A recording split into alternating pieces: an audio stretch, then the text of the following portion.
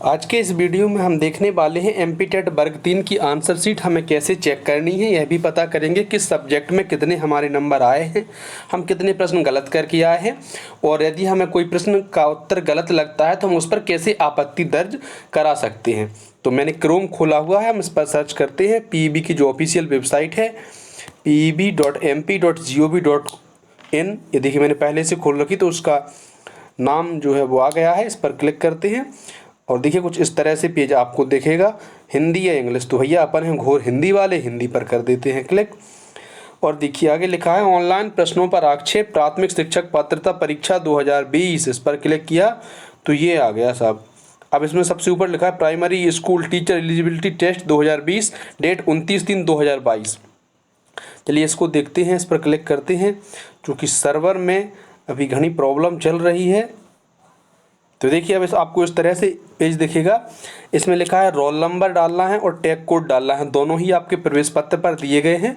साथ ही कुछ निर्देश भी दिए गए हैं, उनको भी पढ़ते हैं कि देखिए आपत्ति अभ्यावेदन हेतु प्रति प्रश्न ₹50 का भुगतान देय होगा। यदि आप एक प्रश्न पर आपत्ति दर्ज कराते हैं तो आपको ₹50 का भुगतान करना होगा। और ऐसा नहीं है कि आपको ही आपत्ति दर्ज करानी है, अगर आपसे पहले किसी ने आपत्ति दर्ज करा दी है तो दोबारा से आपत्ति दर्ज नहीं होगी। तो ऐसा ना कहें कि बोर्ड कमाई कर रहा है, यहाँ से सिर्फ एक प्रश्न पर सिर्फ एक ही बार आपत्ति दर्ज होगी और उसका अगर लाभ होता है या वो प्रश्न हटता है तो वह सभी के लिए वैलिड होगा और इसमें अंतिम निर्णय जो होगा वो पीईबी का ही मान्य होगा। आगे देखिए, प्रश्न पत्र में किसी प्रकार की त्रुटिपूर्ण प्रश्नों उत्तरों के संबंध में केवल परीक्षार्थी द्वारा अपनी आपत्तियां इस वेबसाइट पर ऑनलाइन प्रदर्शित लिंक के माध्यम से प्रस्तुत की जा सकती हैं। लिंक अपलोड होने के पश्चात 3 दिवस तक ही आपत्तियां ली जा सकेंगी, उसके उपरांत लिंक निष्क्रिय हो जाएगी। मतलब सिर्फ 3 दिन तक ही हम इस पर आपत्ति दर्ज करा सकते हैं। तो ऊपर डेट लिखी है 29 तारीख को आया है, 3 दिन तक हम इसको करा सकते हैं आपत्ति अपनी दर्ज। पीईबी द्वारा प्रश्न पत्र में त्रुटिपूर्ण प्रश्नों के साथ साथ परीक्षार्थी से प्राप्त ऑनलाइन आवेदनों पर विचार उपरांत मूल्यांकन हेतु अंतिम उत्तर तैयार की जाएगी। यहाँ तक बात क्लियर है। इसमें हम अपना रोल नंबर और टैग कोड डाल के जब लॉगिन करते हैं, लॉगिन करने के बाद इस तरह से पेज खुल जाता है। अब इसमें देखिए जो हरा है वो करेक्ट ऑप्शन सिलेक्टेड, मतलब आपने सही विकल्प चुना है। जो ग्रे है वो गलत है और आपने चुना है या फिर आपने आंसर नहीं दिया है, और येलो जो है वो करेक्ट ऑप्शन है।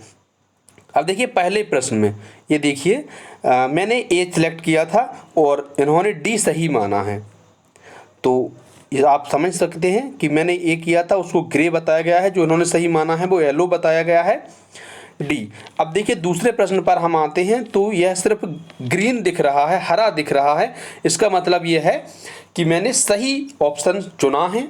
तो आप इस हिसाब से अपने चेक कर सकते हैं कि भाई आपके कितने प्रश्न किस विषय में सही हो रहे हैं और आपके फाइनली कितना आपका स्कोर हो रहा है, किस विषय में आपसे ज़्यादा गलतियां हुई हैं। इसके अलावा देखिए ऊपर कुछ और हैं विकल्प, थोड़ा जूम इन करके दिखाते हैं। ये देखिए व्यू योर रिस्पॉन्स, अपनी प्रतिक्रिया देखें, जिस पर हमने क्लिक किया हुआ है। सवाल के बारे में शिकायत करें, यहाँ से हम शिकायत कर सकते हैं। शिकायती प्रश्न देखें, यहाँ देख सकता है किस किस प्रश्न पर शिकायत दर्ज हो चुकी है। और पेमेंट या भुगतान, यहाँ से वो ₹50 एक प्रश्न के लिए जो पेमेंट करना है वो यहाँ से होगा। तो मैं उम्मीद करता हूँ कि आप इस जानकारी से संतुष्ट होंगे और आप इस जानकारी को समझ पाए होंगे। क्योंकि अभी देखिए साइट का भी इशू चल रहा है, वेबसाइट नहीं खुल रही है, क्योंकि एक साथ बहुत सारे लोग हिट करते हैं तो सर्वर में प्रॉब्लम होने लगती है। देर रात तक या फिर अर्ली मॉर्निंग आप इसको चेक कर सकते हैं। अगर अभी नहीं होता है तो बाय द वे हो ही जाता है, आप 4-5 बार जब इसको ट्राई करते हैं तो।